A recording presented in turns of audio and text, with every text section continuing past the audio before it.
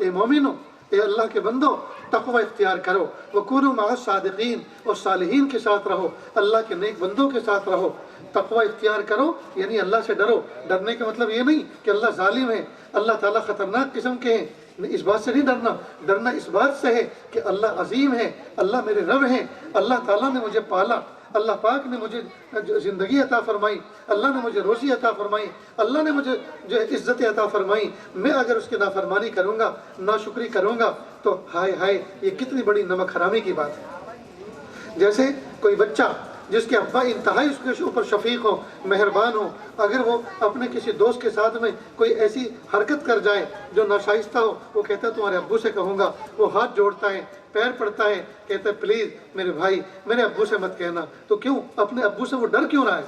ابو کے سامنے اگر شکایت پہنچ جائے گی تو کیا وہ شوٹ کر دیں گے؟ کیا وہ قتل کر دیں گے؟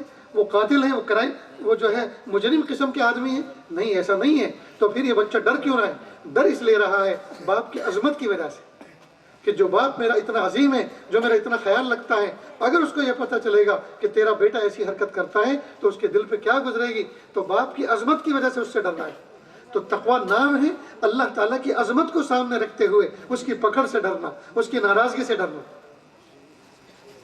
اور پھر آگے اللہ پاک نے کیا فرمایا؟